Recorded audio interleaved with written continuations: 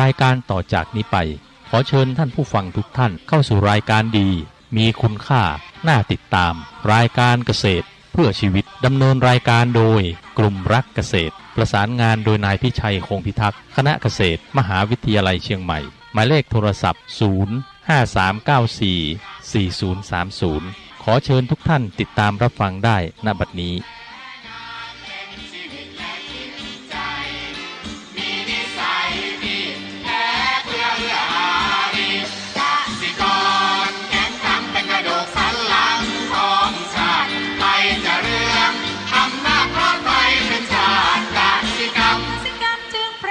เป็นหลักมันอาชีพสำคัญผู้ไทยที่ไร้สีใครจะเก็บไทยจะแข็งแรงทวีสวัสดีครับท่านผู้ฟังพบกับรายการเกษตรเพื่อชีวิตสำหรับวันนี้เสนอเรื่องความเป็นเจ้าของธุรกิจก่อนเข้าสู่รายการก็มีธรรมะมาฝากท่านผู้ฟังหัวข้อจากหนังสือพจนานุกรมพุทธศาสตร์ฉบับประมวลศัพท์เรียบเรียงโดยเทพเวทีประยุทธ์โต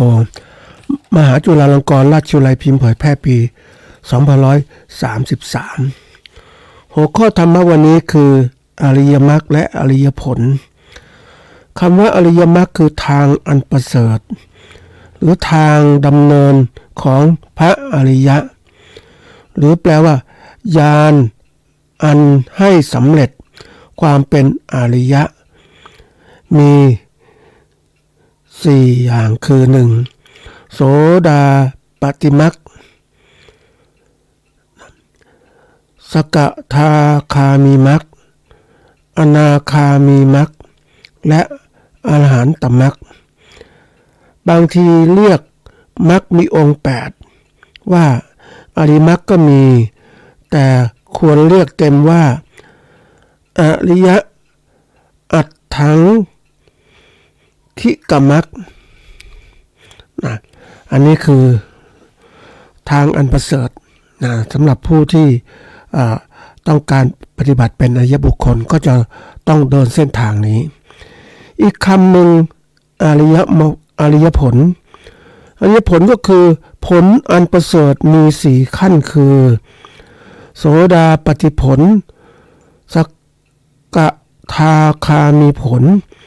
อนาคามีผลและอรหันตผลอันนี้เป็นที่เกิดขึ้นจากการเขาเรียกปฏิบัติอันประเสริฐนะทั้งอริยมรรคและอริยผลนั้นเป็นทางที่เชื่อมต่อกันถ้าเราอยากจะสู่ความสำเร็จของการเป็นอริยบุคคลก็ต้องปฏิบัติอริยมรรคแล้วอริยผลก็จะเกิดขึ้นอันนี้เป็นเหตุเป็นผลจริงๆเพราะถ้าเราปฏิบัติถูกทางเนี่ยเราก็สำเร็จทีนี้ในการที่เรามองเขาเรียกว่าเอาคำทั้งสองมาประยุกต์ใช้ในชีวิตของเราก็คือว่าเราอยากจะประสบความสำเร็จอะไรก็ตามมันก็มีเส้นทางความสำเร็จเราต้องปฏิบัติตามนั้นนะผลที่จะเกิดขึ้นไม่ใช่ไปขอโน่นขอนี่นะช่วยโน่นช่วยนี่จริงๆแล้วเนี่ยเราเองนั่นแหละเป็นที่พึ่งของตัวเองต้องทำตัวเองต้องปฏิบัติทางเหล่านี้มันไม่มีทางลัดนะท่านผู้ฟังบางคนบอกมีทางลัดก็คิดว่าลัดจริงๆแล้วมันก็เป็นทางตรงนั่นแหละที่มันมีอยู่ในสะสมที่จิตของเราที่เราทำมาเราศึกษามาปฏิบัติถูกทางก็ประสบสำเร็จถ้าปฏิบัติผิดทางก็ไม่ประสบสำเร็จจะบอกคนนู้นนี้ทำให้มันก็เป็นส่วนหนึ่งที่เป็นผลที่เราเป็นเขาเรียกวิบากกรรมวิบากคือผลจากอดีตที่ทำมาทีนี้กรณีของเราเนี่ยในฐานะที่เป็นปุถุชนหรืออริยชนก็ตามเรามุ่งหวังประสบความสำเร็จทางธุรกิจใดแล้วก็ตามกิจการใดก็ตามเราต้องมีเส้นทางของเราหาเส้นทางเหล่านี้ได้ดีได้เร็วก็ประสบความสำเร็จเหมือนคนที่เขาเป็นผู้มีการศึกษาดีนะการศึกษาดีเขาก็มีความรู้ดีเขาทำงานทำการได้ดีก็ประสบความสำเร็จถ้าคนมีการศึกษาน้อยดูสิลำบากลำบนกว่าจะสำเร็จนานมากเพราะต้องฟันฝ่าทั้งทุกสิ่งทุกอย่างเพราะนั้นในโลกปัจจุบันเนี่ย ที่ยกคำนี้มาพูดเพราะว่าเราเองเนี่ยอยากจะอยู่ในโลกเนี้ยเขาเรียกว่าโลกของกระแสสังคมโลกกระแสที่เปลี่ยนแปลงไปเร็วมากเราอยากจะสำเร็จในโลกเหล่านี้ได้เนี่ยเราก็ต้องเข้าสู่กระแสเหล่านั้นคือนำเส้นทางเหล่านั้นมาใช้ในชีวิตประจำวันเราจะประสบความสำเร็จได้เหมือนเราเองเนี่ยแหละท่านผู้ฟังก็คงจะรู้ตัวอย่างเนี่ยนะที่เราใช้ปัจจุบันเนี่ยเขาเรียกว่าปัญญาประดิษฐ์ AI เนี่ยอย่างเรามีสมาร์ทโฟนเห็นไหมเราก็แน่นอนเราติดต่อข้อมูลข่าวสารรับรู้นี่ได้หมดเลยนั่นคือเหมือนเราเลือกเส้นทางแล้วเราก็รู้มากขึ้นเลยคือเอามาใช้ในประจำวันเราก็ได้มากขึ้นใช่ไหมถ้าคนไม่มีสมาร์ทโฟนดูซิเป็นไงยังไม่รู้เลยข่าวสารเป็นยังไงดูโทรทัศน์อย่างเดียวเนี่ยไปไม่ไหวแล้วเห็นไหมหรือจะฟังวิทยุอย่างทั่วไปธรรมดามันเดี๋ยวนี้ก็มีข้อมูลข่าวสารอยู่ใน YouTube อยู่ในอะไรต่างๆอยู่ใน Facebook ไลฟ์ดูนู่นดูนี่มันทันสมัยกว่ากันไหมสำเร็จกว่ากันไหมเรามาดูตัวอย่างของคนที่เขาประสบความสำเร็จแล้วก็ใช้อย่างนี้ทั้งนั้นแหละแล้วเราจะไปทวนเขาเรียกว่าไปทวนกระแสไม่ตามมาเลยไม่ตามกระแสสังคมที่เปลี่ยนแปลงแล้วก็กลายเป็นคนที่ว่าไม่ทันสมัยอยู่บนโลกนี้ไม่ได้นะอันนี้เรื่องสำคัญนะท่านผู้ฟังมีข้อหนึ่งที่เผอิญได้เห็นมีโอกาสก็นึกถึงเขาบอกว่าม้าแข่งกับม้าไม่อยากแข่งนะทีนี้ม้าแข่งมันต้องวิ่งตลอดมันต้องฝึกตัวเองตลอดใช่ไหมไอ้ม้าไม่อยากแข่งไม่อยากจะกินธรรมดาเที่ยวไปตามนู้นตามนี้ทีนี้มันม้ามีอยู่กลุ่มหนึ่งก็กลุ่มกลางๆไม่อยากแข่งแต่เผอิญถ้าตกไปอยู่ฝ่ายไหนล่ะนะม้าที่ไม่อยากแข่งขึ้นมาก็อยู่ในกระแสไอ้ม้ากลุ่มหนึ่งก็เข้าไปอยู่ในกระแสเรียกว่ากระแสม้าแข่งมันก็เลยไม่อยากแข่งก็จริงไม่อยากวิ่งแต่ปรากฏว่าพวกวิ่งแบบตัวเองก็วิ่งที่สุดมันก็เข้าสู่แข่งขันมันพาไปเองแต่ม้าที่คิดจะเรียกว่าอยู่ในกลุ่มก็ไม่แข่งขันก็ไปตามกลุ่มไม่แข่งขันก็ไปเลยเฉยชากลายเป็นม้าวิ่งในชนบทกินหญ้ากินอะไรต่างๆเขาเรียกว่าเป็นม้าอะไรนะท่านผู้ฟังม้าที่ลากรถนะเป็นม้าธรรมดาวิ่งบ้างแล้วแต่ม้าแข่งมันม้ามีคุณภาพนี่นึกถึงชีวิตของคนเรานะท่านผู้ฟังถ้าเราอยู่บนโลกกระแสก็ต้องเรียนรู้กระแสโลกมันเป็นอย่างไรอย่างเนี้ยโลกนี้มันพัฒนาไปไกลมากมันโลกของการแข่งขันจริงๆมันไม่ใช่โลกของที่ว่าเราจะอยู่อย่างธรรมดาไม่ได้มันต้องฝึกแล้วฝึกไม่ฝึกก็ลำบากนะท่านผู้ฟังแล้วเราเข้าสู่กระแสโลกไม่ทันเราก็ตกกระบวนทั้งการพัฒนากลายเป็นคนที่ว่าไม่ทันกระแสโลกนะ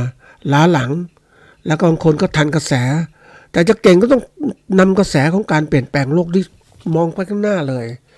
เราเห็นได้ชัดเจนนักธุรกิจที่เขาประสบความสำเร็จเขาจะรู้ว่าเขาจะลงทุนอะไรดี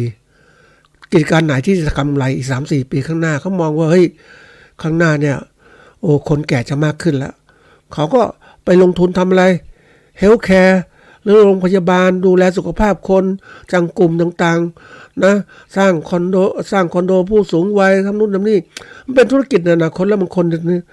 ทำอาหารเสริมนะอาหารเสริมสุขภาพผู้สูงวัยนะราคาดีมากขายเรียบยิ่งไปเจอวันก่อนไปเจอหนึ่งก็คือว่าผักเขียวไอ้เม็ดผักเม็ดอะไรพวกเนี้ยนะเอามาป่นเอาผักต่างๆมาป่นให้มันกินง่ายเป็นผงชงน้ำร้อนหรือดื่มน้ำเย็นก็ได้กินได้สบายว่าคือมันอาหารพัฒนาไปเยอะแยะเลยเดี๋ยวนี้ทำธุรกิจนี้แล้วยิ่งจะโลกก้าวหน้าเขาบอกว่าเดี๋ยวนี้มันมีอาหารชนิดหนึ่งเป็นโปรตีนที่ดีมากดีกว่าเนื้อสัตว์เนี่ยก็คือทำอาหารเรียกว่าหนอนแมลงวันแบ็กฟลายนะเป็นหนอนแมลงวันที่เขาเลี้ยงในโรงเรือนที่กินอาหารพิเศษพอหนอนมันตัวแมลงวันมันเติบโตเร็วขยายพันธุ์เร็วเพราะนั้นเขาก็เลี้ยงมันขึ้นมา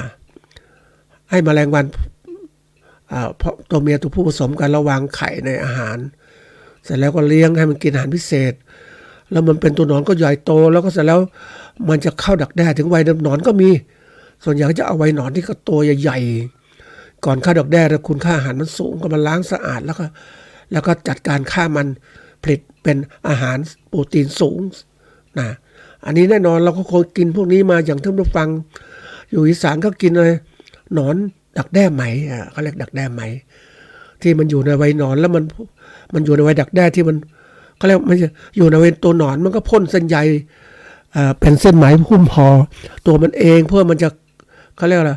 ลอกคราบในรังไหมอุณหภูมิก็ปรับปรุงดีมากเพราะรังไหมมันเป็นโปรตีนป้องกันร้อนเย็นต่างๆมันทำให้มันเข้าดักแด้ได้ไอ้โปรตีนก็เป็นเส้นไหมมาทอมันใส่เสื้อคนใส่เสื้อผ้าสบายแล้วเราก็คนก็เอาดักแด้ไหมเนี่ยเอาไปต้มแล้วก็เอาเส้นไหมออกมาแล้วตัวดักแด้ก็กินบางคนลุกใหม่นะท่านผู้ฟังเข้ามาคั่วดักแด้ไหมกินเลยเดี๋ยวนี้ไม่โอ้ยมันอาหารสูงนะท่านผู้ฟังมันกินใบหมอนมันสะอาดก็เอามาตัดรังไหมออกเทเอาดักแด้ออกแล้วก็มาคั่วโอ้ยคั่วจนมันตายแล้วเนี่ยนะท่านผู้ฟังก็กินโอ้มันยังกินก็ส้มตำอย่างนี้โอ้โหมันสุดเลยอร่อยซึ่งเขากินอย่างนี้นี่เดี๋ยวนี้เขาทำราคาดีมากเหมือนเรากินหนอนตัวดักแด้ตัวหนอนไอตัวเขาเรียกมดแดงเวลาเราไปล่ามดแดงก็จะมีตัวอ่อนตัวอะไรเยอะแยะไปหมดเนี่ยเขากินอย่างนี้โลต้องหลายร้อยบาททีเดียวอันนี้คือตัวอย่างที่มันพัฒนาการเพราะคนมนุษย์ก็จะกินอาหารเพราะฉะนั้นคนเรามองไปข้างหน้าเนี่ยถ้าเขารู้ทำธุรกิจเป็นก็จะมองไปข้างหน้าไม่ใช่ว่าทำธุรกิจล้าหลังไม่มีใครสนใจว่าคำแล้วก็ขายไม่ได้อย่างเงี้ยแต่เดี๋ยวนี้เขาทำแล้วขายได้อย่างกรณีของตัวหนอนแมลงวันแบ็คฟลายเนี่ยโอ้โหเดี๋ยวนี้เริ่มเขาทำเป็นธุรกิจแล้วท่านผู้ฟังพวกที่เขาไปข้างหน้าเนี่ยเราไม่ต้องมาเลี้ยงวัวเลี้ยงควายไปเลี้ยงสัตว์ต่างๆเลี้ยงนี้ดีกว่าไหมคุณค่าอาหารสูงกว่าประหยัดเวลาจัดการก็จัดการในโรงเรือนง่ายๆควบคุมอุณหภูมิหาอาหารดีๆให้มันกินเนี่ยตัวน้องก็เติบโตขึ้นหนอนแมลงวันเนี่ยอันนี้คือการมองไปข้างหน้าเพราะนั้นเราต้องคิดถึงว่าโลกมันเปลี่ยนเนี่ยเราอยู่กระแสโลกเลยทันกระแสโลกเห็นโลกข้างหน้าเป็นยังไงก็จัดการธุรกิจของเราเข้ากับกระแสโลกเราก็รวยใช่ไหมท่านผู้ฟังนี่คือการมองไม่ใช่มองยังทำอะไรเกษตร 1.0 อยู่นั่นแหละนะเกษตร 1.0 สมัยก่อนเขาเรียกว่าการที่ทำเกษตรนี่ก็เรียกว่าเลี้ยงปลูกพืชเลี้ยงสัตว์ไปทำป่าไม้ตัดป่าไม้แล้วก็มาปลูกเป็นที่นาที่สวนต่างๆทำแล้วก็เพาะปลูกแล้วเลี้ยงสัตว์เอาไว้กินเองอย่างนี้คือไม่ต้องอาศัยความรู้ไม่อาศัยธรรมชาติสมัยนั้นเนี่ยอันนี้เกษตร 1.0 เดี๋ยวนี้มันข้ามมาเกษตรเคมีเกษตรอุตสาหกรรมนู่นเกษตรโอ้โหทันสมัยมากเลยเดี๋ยวนี้มันต้องเป็นอย่างนั้นแล้วเกษตร 1.0 จะไปขายไข่ไม่มีไข่ซื้อแล้วไม่มีมาตรฐานไม่มีอะไรใครจะกินนี่คือตัวอย่างเวลามองเราต้องมองไปข้างหน้าอย่างนี้ท่านบอกว่าอริยมรรคเนี่ยทางปฏิบัติความประเสริฐเนี่ยมันเข้าสู่เป็นอริยผลที่เกิดขึ้นเราอยากประสบความสำเร็จร่ำรวยก็ต้องพยายามอย่างนี้ท่านผู้ฟังเราต้องดูกระแสไม่ใช่อยู่นู่นวันนี้เราดูกระแสเปลี่ยนแปลงโลกมันเป็นไงเราดูเดี๋ยวนี้โลกมันเขาเรียกมันใกล้กันนะท่านผู้ฟังเราสามารถดูโทรทัศน์ YouTube ดูอะไรต่างๆโลกมันเปลี่ยนแปลงประเทศนู้นเราไม่เคยไปแต่เรารู้เขาทำเกษตรแบบนี้ทำไมนะเกษตรแบบใหม่เนี่ยท่านผู้ฟังเขาไม่ต้องรดน้ำเนี่ยนะปลูกพืชเนี่ยเขามีอะไรก็เรียกว่าเป็นสวิตช์อัตโนมัติควบคุมการให้น้ำของต้นพืชประหยัดน้ำและคุณภาพดีแล้วไม่ต้องรดน้ำเนี่ยมันก็เราก็ทำงานสบายขึ้นก็เรียกเกษตรทันสมัยไม่เกษตรแบบโบราณนะมันไม่ทันสมัยมันอยู่ไม่ได้บนโลกนี้นะท่านผู้ฟังเพราะที่ไหนๆเขาทันสมัยหมดแล้วต้นทุนต่อหน่วยการผลิตของเขาต่ำเขาจึงอยู่ได้มีกำไรสูงแต่ถ้าเราเกษตรแบบธรรมชาติจะเป็นอย่างเนี้ยต้นทุนต่อหน่วยสูงขายไปก็ได้กำไรน้อยนิดเดียวแล้วไม่ได้กำไรไม่มันอยู่ไม่ได้นะอันนี้เล่าให้ฟังว่าเส้นทางอันประเสริฐนั้นปฏิบัติตามมันก็จะเป็นได้ผลประเสริฐนั่นเองนะทีนี้วันนี้ที่มาเล่าเรื่องท่านผู้ฟังก็เชื่อมต่อหัวข้อของเราวันนี้ความเป็นเจ้าของธุรกิจคำนามดูความหมายก่อนนะท่านผู้ฟังความเป็นเจ้าของคือเป็นความเนี่ยเป็นคำนำหน้าก็เป็นคำนามเจ้าของคำว่าเจ้าของคือผู้มีกรรมสิทธิ์ในทรัพย์สินหรือผู้มีสิทธิ์นะครบ ครบถ้วนในการใช้สอยในการเก็บเก็บผลประโยชน์และจำหน่ายทรัพย์สินได้นี่คือความเป็นเจ้าของในนี้ก็ธุรกิจคือกิจการที่ประกอบด้วยการกำไรถ้าเราทำเป็นธุรกิจเนี่ยเป็นเจ้าของเนี่ยมันจะมีความกระตือรือร้นมากเลยทำได้ดีขึ้นนะเพราะความที่ยกตัวอย่างนี้เพราะมันอยากให้ท่านผู้ฟังได้เห็นว่าถ้าเราทำอะไรโดยไม่มีความเป็นเจ้าของมันเฉื่อยชาไปหมดนะท่านผู้ฟังเดี๋ยวมาดูว่าความสำคัญเรื่องนี้ยังไงอันที่หนึ่งความสำคัญก็คือกระตุ้นให้มองถึงอะไรความสำเร็จทางธุรกิจเนี่ยธุรกิจเนี่ยมันเป็นการที่ทำการค้าทำกำไรได้เนี่ยถ้าความเป็นเจ้าของมันมีมากเนี่ยท่านผู้ฟังโหมันเป็นเจ้าของเองมันทำเองมุ่งมั่นจริงๆเลยแต่เมื่อไหร่ก็ตามแล้วไม่เป็นเจ้าของเป็นลูกจ้างก็เฉยชาเรื่อยๆไปใช้ชีวิตไปเรื่อยๆไปอย่างนี้มันไม่ได้ล่ะท่านผู้ฟังความเป็นธุรกิจเป็นเรื่องสำคัญต้องสร้างจุดประกายตัวนี้ให้กับธุรกิจของเรานะอันที่สองเนี่ยก็คือว่าเมื่อความเป็นเจ้าของธุรกิจเราก็มีการพัฒนาตนเองอย่างต่อเนื่องเลยให้ดีทุกด้านเลยด้านความคิดด้านการกระทำได้เลยทุกอย่างหมดเพราะเราจะไม่เฉยชาแล้วเราขยันขันแข็งมากขึ้นหาโลกความรู้ตลาดเป็นยังไงผลิตยังไงให้สอดคล้องกับลูกค้ายังไงบ้างหาความรู้ทันสมัยมามากขึ้นนี่อันนี้คือการพัฒนาที่เกิดขึ้นถ้าเรามาอยู่อย่างเกษตร 1.0 อย่างนี้อยู่ในป่าในเขาเนี่ยไม่มองเห็นโลกต่างๆมันก็ไปไม่ไหวท่านผู้ฟังเนี่ยมันทำงานไม่ทันสมัยมันช้าเวลาชีวิตของคนท่านผู้ฟังถ้าดูว่าช่วงของการศึกษาบอก1 ถึง 20เอาง่ายๆ20 ถึง 40 50ช่วงนี้ช่วงทำงานหมดเลยนะแล้วก็ช่วงแก่ชรามันมีวัฏจักรอย่างนี้ทีนี้คนที่เขาต้องการความสำเร็จในชีวิตเร็วเขาก็เรียนไปก่อนหาความรู้มากขึ้นพัฒนาตนเองก่อนเลยเรียนรู้ต้อง1 ถึง 20เต็มที่เลยแล้วก็เริ่มทำธุรกิจเลยนะมันจะใช้เวลาไม่นานแต่สำเร็จแต่ถ้ามีเรียนรู้แค่ป .4 ออกจากโรงเรียนพวกก็ทำงานงูนี้ไปเนี่ยแล้วกว่าสำเร็จเป็นยังไงบ้างมันช้าใช่ไหมสำเร็จธุรกิจตอนไหนรู้ไหมท่านผู้ฟังตอนที่ใกล้ๆ50-60นะแล้วจะสำเร็จไปทำอะไรจะตายแล้วจะแก่แล้วท่านผู้ฟังเวลาทำธุรกิจต้องรู้จักวางแผนรีบทำไม่ใช่เฉยชาอย่างนี้ทีนี้ความสำคัญที่3ความสำคัญก็คือว่าก็แน่นอนเราเป็นเจ้าของธุรกิจก็สู่ความมีอำนาจนะท่านผู้ฟังอำนาจคืออะไรอำนาจคือใช้ทุกอย่างก่อสร้างประโยชน์ได้หมดเลยควบคุมคนได้อะไรได้หมดเลยเรามีเงินมีอำนาจมีหน้ามีตามีลาภยศสรรเสริญสุขที่ก็เรียกว่าที่คนก็ชอบอายุวันโนสุขังพลังเนี่ยมันมีอะไรต่างๆเยอะแยะเลยลาภยศสรรเสริญสุขเนี่ยเขาทำอย่างนี้สังนั้นเพราะฉะนั้นเราอยากจะอยู่ให้มันดีขึ้นต้องพยายามอย่างนี้ครับคือทำให้เป็นเจ้าของธุรกิจให้ได้เราถึงจะสำเร็จถ้าเราเป็นลูกจ้างตลอดไปเริ่มต้นเนี่ยได้มีโอกาสคุยกับคนที่เป็นลูกจ้างนะท่านผู้ฟังคนไม่มีอนาคตไปคุยกับเขาเนี่ยแหมมันทำไมเขาใช้ชีวิตแบบนี้เนาะทำไมมันซึมเศร้ามันซึมเหมือนกันนะท่านผู้ฟังคือความไม่รู้ของเจ้าของเนี่ยเจ้าตัวตนเองเนี่ยจะมีชีวิตเพื่ออะไรนะไม่มองมีหวังจะความสุขใช้เงินหาเงินไปกับความสุขแค่นั้นนะและแก่เท่าจะมีเงินไม่มีเขาเป็นคนไม่ได้มาใช้ไปได้มาใช้ไปพวกที่ตำข้าวสารกรอกหม้อนั่นแหละท่านผู้ฟังจะกินก็ตำไม่ทำสะสมเนี่ยมันเหมือนกันเนี่ยคนรุ่นใหม่ๆเนี่ยไม่เคยคิดอย่างนี้มันก็เลยกลายเป็นคนยากจนรุ่นใหม่นะท่านผู้ฟังอันนี้ไม่ใช่เรื่องเล่นนะยากจนทั้งทรัพย์สินเงินทองและความรู้ความสามารถในการพัฒนาตนเองไปคุยเขานี่นะโอ้โหเฮ้ยทำไมเป็นอย่างนี้วะ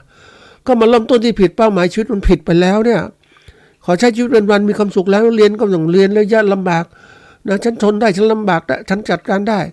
แล้วเวลาลำบากจริงทนไม่ได้ท่านผู้ฟังเนี่ยนะทีนี้ไอ้ต้นเรื่องที่เอาเรื่องนี้มาพูดก็เพราะว่าก็อยากจะเล่าท่านผู้ฟังฟังเป็นแนวคิดของไม่ใช่แนวคิดคือแนวคิดเราดูเขาเรียกเส้นทางชีวิตของคนนะ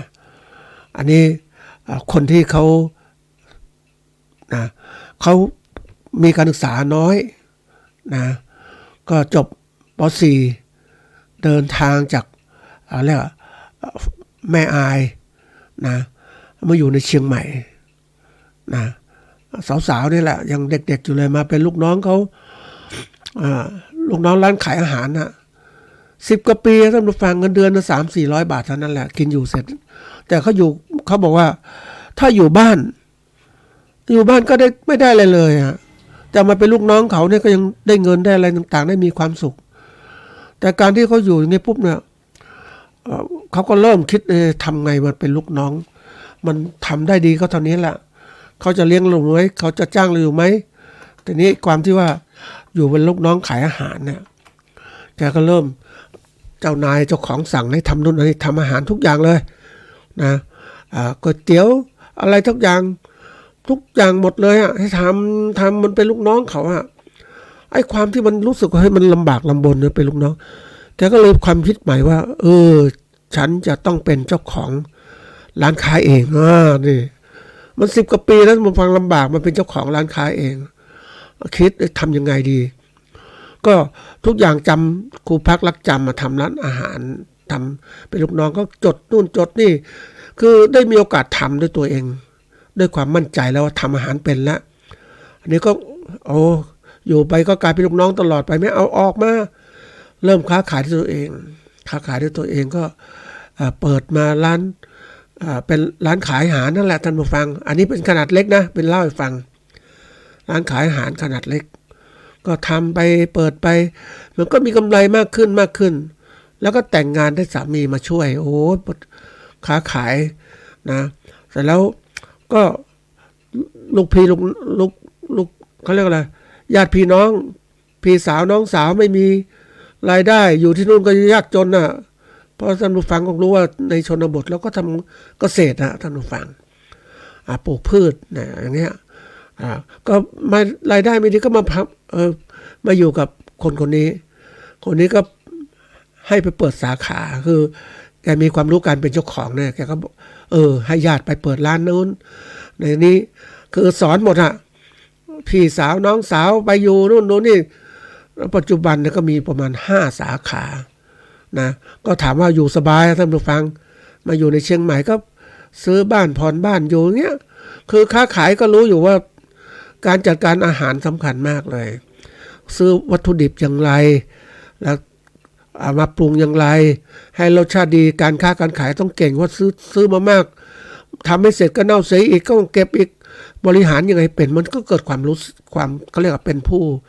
บริหารธุรกิจนะทำบริหารให้เป็นจากการนู่นการนี่ยังไงเป็นหมดเลยอันนี้มันเรียนเขาเรียกเรียนรู้เขามีการศึกษาน้อยแต่เขาเรียนรู้แล้วก็เอาความรู้ที่ได้ไปศึกษาไปทดลองปฏิบัติจนเกิดการเรียนรู้ที่ต่อเนื่องนะความสำเร็จของเขาก็ถือว่าเขาทำร้านอาหาร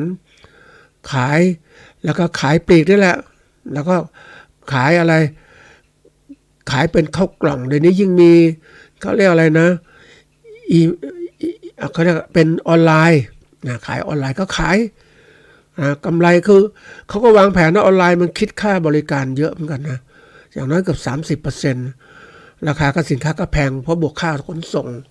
นะไอ้ค่าที่ไอ้เสือนอนกินคือผู้จัดการทำแอปพลิเคชันนะก็กินไปส่วนหนึ่งแล้วเขาก็ทำอย่างนี้เพราะนั้นก็เปิดหน้าร้าน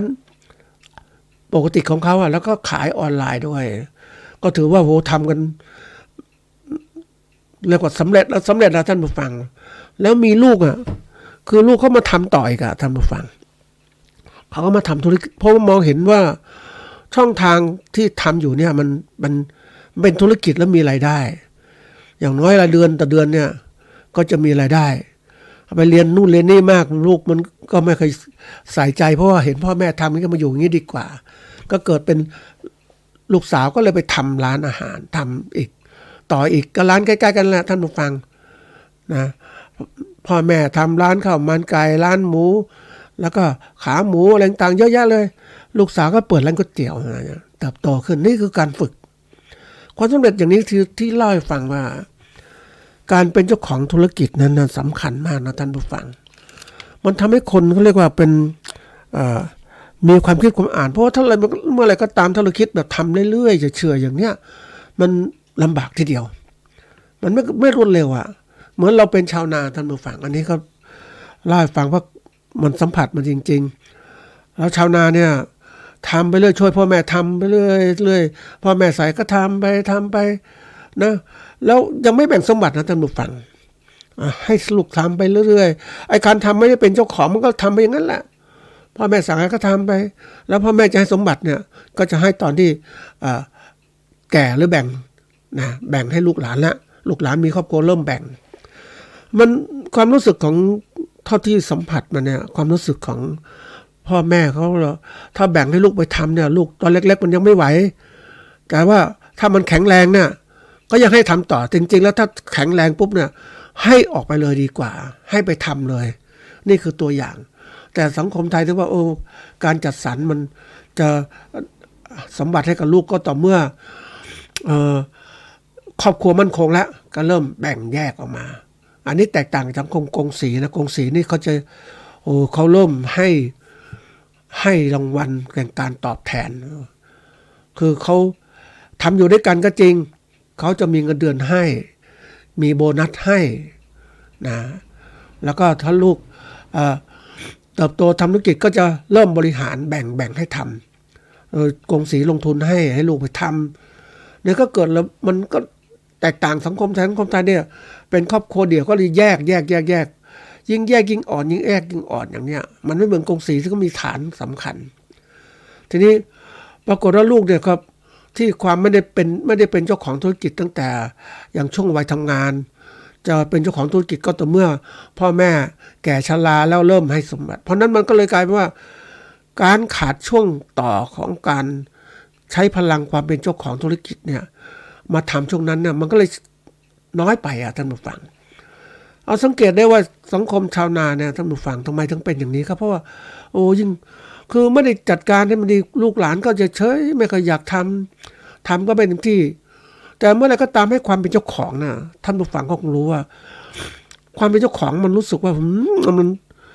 นี่คือธุรกิจของเรามันก็เลยความมุ่งมั่นมากขึ้นขยันมากขึ้นแต่นี่ธุรกิจครอบครัวไอ้ลูกคนนี้ทำดีไอ้คนนี้ไม่ทำอยู่เฉยๆในครอบครัวทำไปทำไมทำไปช่วยพ่อแม่นะถามว่าพ่อแม่ก็ยังไม่แบ่งอย่างเนี้ยทีนี้ในสมัยก่อนครอบครัวมันใหญ่ก็ยังโอเคเพราะว่าแต่เดี๋ยวนี้ครอบครัวเล็กยิ่งเจอความยากลำบากถามว่าลูกหลานเขาจะอยู่ไหมเขาไม่อยู่แล้วท่านผู้ฟังเดี๋ยวนี้เนี่ยลูกหลานเขาเดี๋ยวนี้ลูกชาวนาเนี่ยเอาเรียนดีกว่าเพราะอยู่ไปก็ลำบากเห็นพ่อแม่ทำแล้วกำไรก็น้อยเสี่ยงก็เสี่ยงจริงๆถ้าเรามองธุรกิจนะท่านผู้ฟังธุรกิจเกษตรได้เสี่ยงนักนะเสี่ยง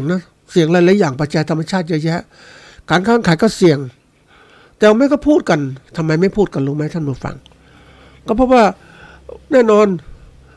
ชาวไร่ชาวนาจะมาพูดมากมาย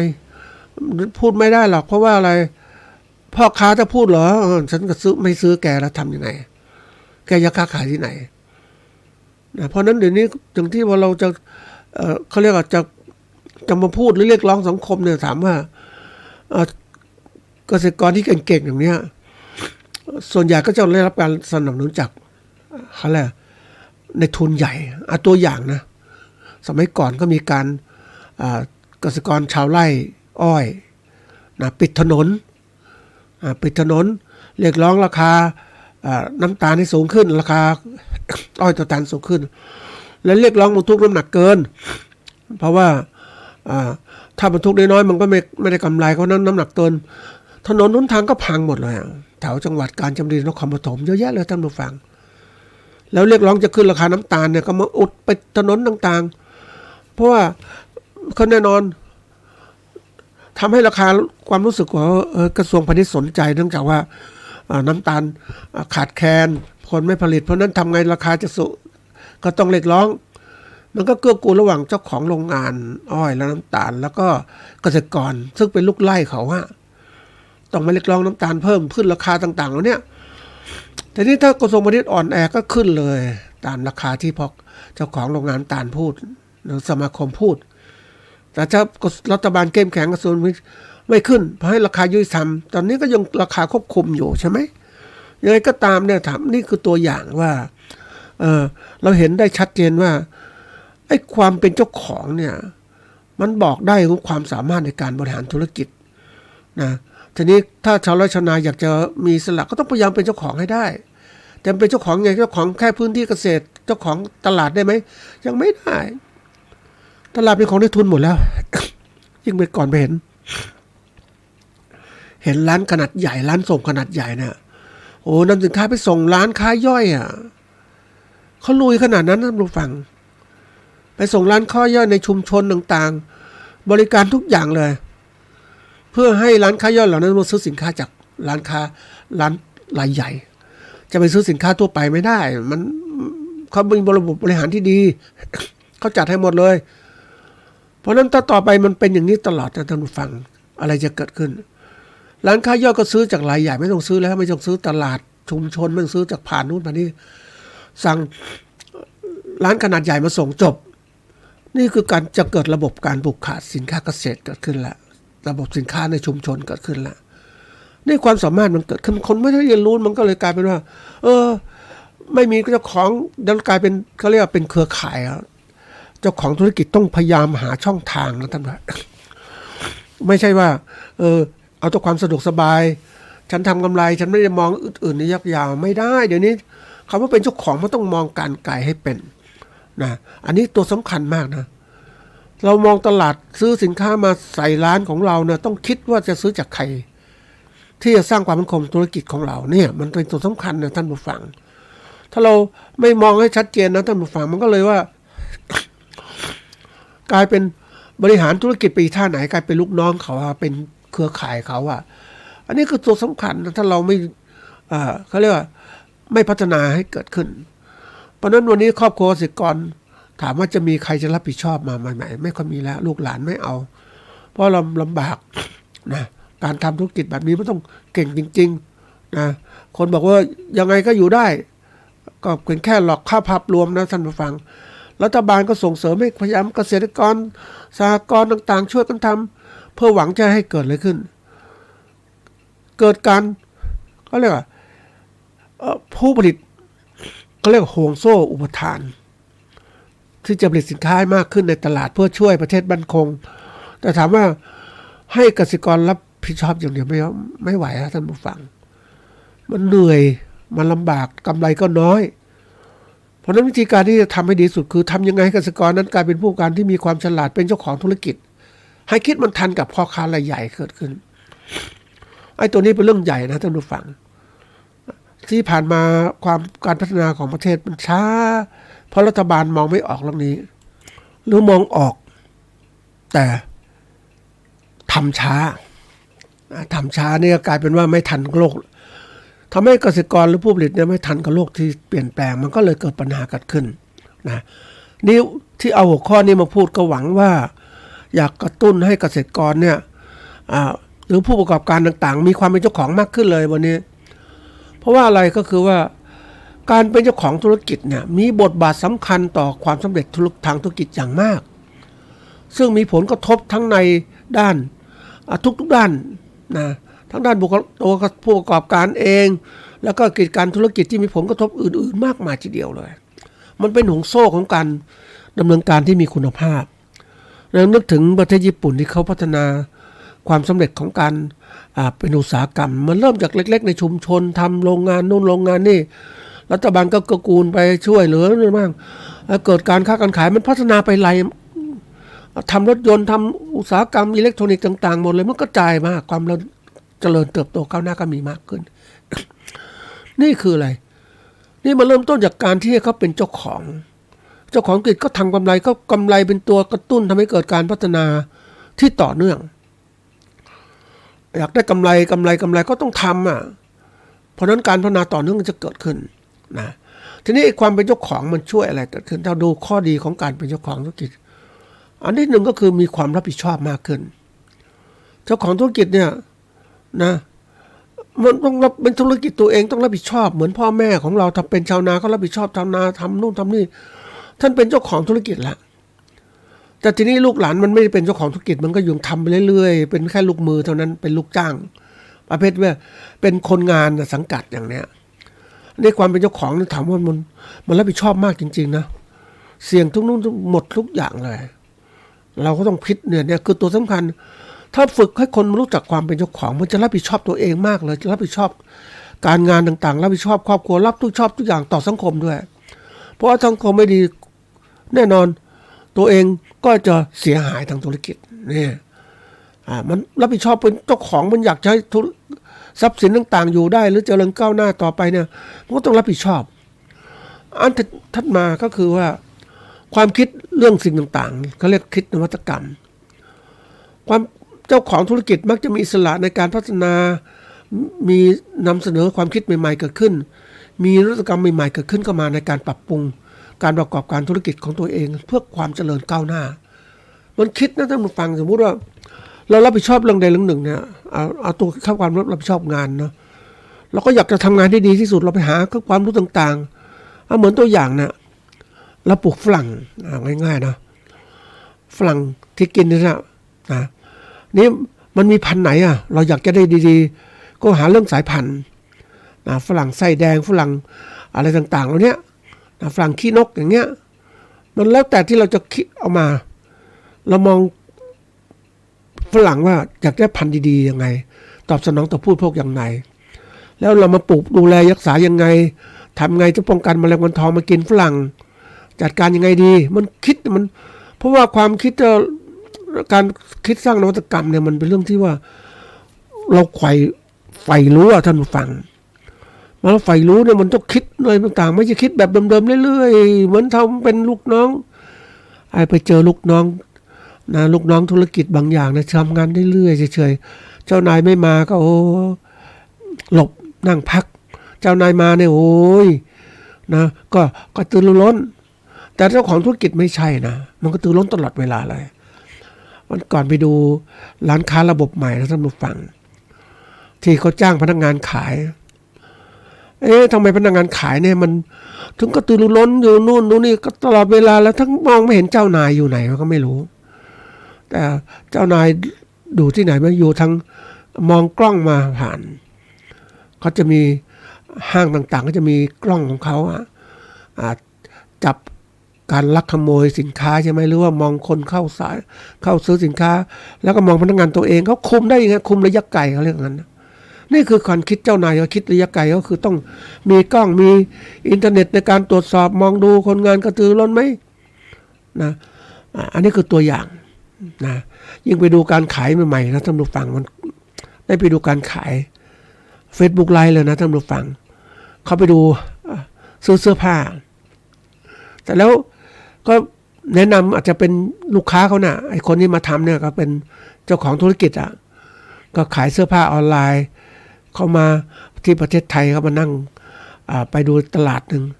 ไปคุยนี่นะเสื้อผ้าตัวนี้นี่เขา Facebook ไลฟ์ไปยังประเทศของเขาเป็นคนจีนนะก็พูดตัวนี้นี่ไม่ตัวนี้ไม่ราคานี้เพราะเขาสามารถที่จะซื้อสินค้าราคาถูกจากร้านนี้ได้แล้วขายกับผู้ซื้อผู้ต้องการซื้อนะที่มีฐานะเพราะนั้นก็อาจจะซื้อตัวละ200จะไปขาย300แนะนำหรือ500แล้วแต่เนี่ยนี่คือตัวอย่างความเป็นธุรกิจมันก็ทำให้เขาเนี่ยอยากจะได้กำไรสูงๆเขาเลยต้องใช้นวัตกรรมนี้โฆษณาการค้าการขายที่เกิดขึ้นเราเองก็ทำได้ถ้าเราเป็นเจ้าของธุรกิจเราก็อยากจะค้าขายผลไม้ออนไลน์เนี่ยเราทำอย่างนี้เราก็ทำได้ Facebook ก็มีอะไรก็มีก็ทำไปเนี่ยนะอันนี้คือตัวอย่างการคิดนวัตกรรมอันถัดมาเรื่องของการบริหารและนำทีมธุรกิจของเรานะแน่นอนว่าคำว่าเป็นผู้เจ้าของธุรกิจเนี่ยกิจการที่ประกอบธุรกิจคือการที่นำปัจจัยการผลิตมาทำให้เกิดรายได้กำไรเกิดขึ้นไม่ว่าจะเป็นฝ่ายผลิตหรือการตลาดก็ตามเพราะฉะนั้นในทุกอย่างที่เราทำเนี่ยคนเราไม่มีข้อจำกัดนะท่านผู้ฟังทำคนเดียวไม่ได้หรอกมันธุรกิจใหญ่โตเพราะนั้นต้องมีลูกน้องมีอะไรเพราะนั้นระบบบริหารก็หาทันสมัยมากขึ้นบริหารแบบใช้ระบบคนเป็นยังไงบ้างนะเงินวัสดุต่างๆทั้งหมดระบบบริหารสมัยใหม่มาใช้มันต้องทำอย่างนี้เพื่ออะไรเพื่อดำเนินการไปสู่เป้าหมายทางธุรกิจคือกำไรมันต้องใช้อย่างนี้ไม่ใช่ทำงานแบบโอ้ยแม่มันคนก็ชอบนะดูแล้วโฆษณาว่ามีควายไอ้ทุยอยู่ไหนนะอันนี้เหมือนกันว่าอย่างเนี้ยแล้วในนี้มัน ไถนาโดยใช้ควายไม่ไหวแล้วนะมันต้องมีตัวนี้มันต้องทันสมัยยุคใหม่ๆต้องทันสมัยเดี๋ยวนี้เครื่องจักรมาช่วย เนี่ยการบริหารธุรกิจสำคัญมากเลยนะไอ้ตัวนี้นะถัดมาเรื่องของการวางแผนและดำเนินธุรกิจเนี่ยมันจะมีการวางแผนทุกอย่างนะท่านผู้ฟังไม่จำเราจะคิดว่าทำเรื่อยๆไปเติบโตไปเรื่อยๆตามสภาวะการเปลี่ยนแปลงไปอะไรจะเปลี่ยนในตลาดเปลี่ยนก็ศึกษาตลาดไปทำตลาดไปโอ้ยนั่นมันบริหารแบบ ล้าสมัยแล้วมันไม่ทันนะท่านผู้ฟังยุคใหม่เนี่ยเขาเรียกต้องเตรียมการตัวเองตลอดเวลาปรับตัวเองให้นำสมัยตลอดเวลามันถึงจะมีกำไรถ้าท่านทำตามสมัยหรือไม่ทันสมัยปุ๊บมันแล้วมีขาดทุนนะเหมือนสินค้าแฟชั่นเนี่ยต้องออกให้มันโน้มน้าวให้ลูกค้ามาสนใจแฟชั่นแบบนี้ที่เราออกแบบแล้วก็ซื้อเราก็ได้ราคาดีใช่ไหม แต่เมื่อไรก็ตามถ้าเราเอาสินค้ามาขายเนี่ยโอ้มันตกยุคตกแฟชั่นแล้วขายไม่ออกท่านผู้ฟังไปดูร้านค้าเนี่ยยิ่งไปเดินดูพวกผลิตสินค้าเสื้อผ้าต่างๆเดี๋ยวนี้ต้องมีการออกแบบนู่นออกแบบนี้ถ้าถึงจะอยู่ได้ถ้าไม่ออกแบบโบราณเนี่ยมันไปไม่ได้แล้วการค้าการขายมันเปลี่ยนหมดแล้วเนี่ยมันเป็นตัวสำคัญเพราะฉะนั้นเวลาวางแผนธุรกิจเนี่ยต้องมีเลยเท่าไหร่ต้องหาความรู้มากๆนะมันไม่ใช่เรื่องเล่นๆนะทำธุรกิจเนี่ยเราคือถ้าให้ความสำคัญกับทำธุรกิจเนี่ยมันต้องมีกำไรเพราะนั้นความใส่ใจของผู้เป็นเจ้าของจะใส่ใจมากเลยถ้าไม่ใส่ใจปุ๊บเนี่ยมันจะเกิดการขาดทุนก็เงินลงทุนที่ลงไปก็หมดไปใช่ไหมเพราะนั้นก็ใช้ความสำคัญมากยุคบริหารยุคใหม่ๆเนี่ยเขาต้องมีการวางแผนธุรกิจหมดทุกขั้นตั้งแต่การผลิตไปถึงการตลาดมองเห็นแนวโน้มข้างหน้าเนี่ยลูกค้าจะเป็นอย่างไรโอ้โหนี่มันใหญ่โตนะท่านผู้ฟังตอนแรกๆก็ คิดว่าความรู้แค่นี้ก็ได้มันได้ครับมันได้ระดับหนึ่งเท่านั้นแหละแต่ความรู้จริงๆต้องทันสมัยแล้วนำสมัยมองเห็นทิศทางข้างหน้าจะเปลี่ยนแปลงมากวันนี้เนี่ยเขาบอกว่าโลกยุคใหม่เป็นโลกของดิจิตอลมาร์เก็ตนะไม่ใช่โลกธรรมดาแล้ว แต่ก่อนเราขายสินค้าต้องไปผ่านห้างผ่านอะไรต่างๆเดี๋ยวนี้ไม่ต้องเราเองทำหน้าร้านก็เองก็ได้หรือจะเป็นลูกคนอื่นก็ได้เป็นจับคู่ธุรกิจก็ได้แล้วแต่เราอยากจะเป็นเจ้าของเพราะนั้นเราต้องคิดตัวเองนึกถึงผู้ประกันรายใหญ่ๆที่เขาร่ำรวยนะเขาเป็นเจ้าของธุรกิจจริงๆนะท่านผู้ฟังคุมทุกปัจจัยเลยปัจจัยทุกตัวเลยทำได้ทำเองเพราะเป็นของแท้จริงทีนี้มันมีเจ้าของธุรกิจแบบอย่างนะมันก็บางอย่างมันก็คุมไม่ได้เพราะมันปัจจัยมันน้อยนะมันจะคุมทุกหมดไม่ได้มันคุมบางส่วนนะอาจจะไปให้จ้างคนอื่นผลิตมาเอามาค้าขายหรือถ้าเราผลิตเองก็มาค้าขายผลิตไม่พอก็จ้างคนอื่นผลิตด้วย นี่คือตัวอย่างมันทำให้เกิดความมั่นคงธุรกิจถ้าเราทำได้หมดทั้งหมดก็ดีมันเป็นความมั่นคงแล้วก็ทำกำไรได้หมดเลยเหมือนบางที่ถ้าบอกว่าวิธีการทำกำไรพวกนี้วางแผนเนี่ยบางทีในส่วนเขาเรียกสมมุติว่าบริษัทเนี่ยมีธุรกิจต่อเนื่องอยู่10 อย่างเนี่ยมันก็มีบางอย่างมันแข่งขันเนี่ยก็ต้องไงทำต้นทุนต่ำๆเพราะนั้นธุรกิจหนึ่งอาจจะกำไรน้อยนะแต่มันกำไรน้อยแต่ว่ามันก็อยู่ได้นะโดยทำลายคู่แข่งขณะกันธุรกิจที่2เนี่ยก็ต่อเนื่องธุรกิจแรกก็จะทำกำไรได้ธุรกิจที่5ที่6ก็กำไรที่สุดมันก็ผูกขาดหมดใช่ไหมธุรกิจที่1อาจจะกำไรน้อยหรือขาดทุนนะว่าธุรกิจสุดท้ายจะกำไรมหาศาลแล้วเป็นการผูกขาดธุรกิจแล้วเห็นไหมนี่คือการวางแผนธุรกิจที่มันมีกลยุทธ์มากมายทีเดียวนะอันนี้เป็นเรื่องที่สำคัญแล้วการเป็นนักธุรกิจต้องคิดแล้วความเป็นเจ้าของก็คืออันถัดมาคือความรู้และทักษะทางธุรกิจความรู้นี่ก็มาจากเขาเรียกปกติเข้ามาการศึกษาซะก่อนแต่ความรู้นี่มันรู้นี่ต้องทำเองเอามาทดลองเองด้วยถ้าเราเองจะเกิดความรู้ใหม่ๆเกิดขึ้นไอ้คำว่าทักษะคือความสามารถในการทำธุรกิจมันจะเกิดขึ้นไปเรื่อยอย่างธุรกิจที่เล่าให้ฟังเมื่อกี้ว่าไอ้เจ้าของร้านขายอาหารเล็กๆเนี่ยนะคือเขาทำได้จนเป็นเจ้าของธุรกิจร้านอาหารของเขาเล็กๆของเขานี่แหละแต่ทำใหญ่ได้ไหมก็ทำใหญ่ก็ต้องใส่เงินทุนใช่ไหมร้านต้องขยายทีนี้คุณอยู่แค่นี้ก่อนเพราะว่าคือความรู้แกน้อยจบแค่ป .4 เป็นลูกน้องเขามานานแฟนก็ไม่การศึกษาไม่สูง มาจากครอบครัวที่เกษตรกรก็ไม่มีเงินมากมายเขาก็ทำแค่นี้สะสมไปเรื่อยทีนี้มันอย่างที่บอกคนเราเนี่ยได้เงินมาธุรกิจขนาดนั้นก็ไปผ่อนบ้านผ่อนรถผ่อนอะไรต่างๆมันก็อะไรเอาไปลงทุนไม่ใช่ลงทุนธุรกิจเอาไปลงทุนเรื่องสร้างฐานแห่งชีวิตนะเพราะนั้นเงินก็ลงก็ไม่อยากไปหนี้นะเขาคงไม่กู้อะไรแล้วก็อยู่ใช้แค่นี้ทำตามที่พออยู่พอได้แต่อยู่ได้เนี่ยเขาเป็นเจ้าของธุรกิจแล้วเขาอยู่ได้สบาย แต่ถ้าอยากใหญ่อยากโตก็ต้องพยายามกู้เงินมาลงทุนแล้วก็ผ่อนจริงๆก็บอกคนที่เก่งๆนะท่านผู้ฟังที่เป็นนักธุรกิจนะก็จะไปยอมเป็นหนี้นะยอมเป็นหนี้จริงๆนะท่านผู้ฟังเพื่อที่อะไรเพื่อจะเอาเงินจังหวัดเรานะมาทำธุรกิจเพราะว่าจังหวัดหนึ่งของมันเป็นโอกาสนะท่านผู้ฟังโอกาสธุรกิจถ้าคนเราเนี่ยถ้ากลัวเป็นหนี้ก็ไม่อยากเป็นหนี้อยู่อย่างนั้นนะทำเท่ามีเท่าได้มีทุนเท่านี้แต่ถ้าธุรกิจที่มันเก่งๆนะธุรกิจเนี่ยค่อยไปกู้นะกู้มาให้ทำไงกู้มาทำกำไรให้มากขึ้นมากกว่ากำไรคือมากกว่าดอกเบี้ยที่กู้มาแล้วยังมีเงินได้กำไรไปคืนทรัพย์สินคืนเงินกู้ที่เขากู้มาอีกนี่คือธุรกิจมันก็เรียกเงินต่อเงินนั่นเองเอาเป็นเรื่องที่สำคัญนะท่านผู้ฟังการบริหารเงินการที่เรามีทรัพย์สินเนี่ยให้มันก่อร่างสร้างกำไรให้มากขึ้นไม่ใช่นอนนิ่งๆเหมือนเรามีเงินก็ฝากธนาคารร้อยละไม่ถึงบาท150 ตังค์อย่างเงี้ยแต่มีเงินไปซื้อหุ้นนะได้กำไรต่อหุ้นก็อาจจะ5 บาทหรือ6 บาทบางหุ้นเนี่ย7 บาทนะกำไรต่อปีเนาะแล้วจะไม่พอบางบริษัทที่ดำเนินการมันมีเงินปันผลอีกอ่ะเพราะนั้นก็ปีนึงก็อาจจะได้กำไรจาก100 บาทเนี่ยนะ100 บาทหรือว่าอะไรเนี่ยเขาได้อาจจะได้6 บาทหรือ7 บาทนะต่อปี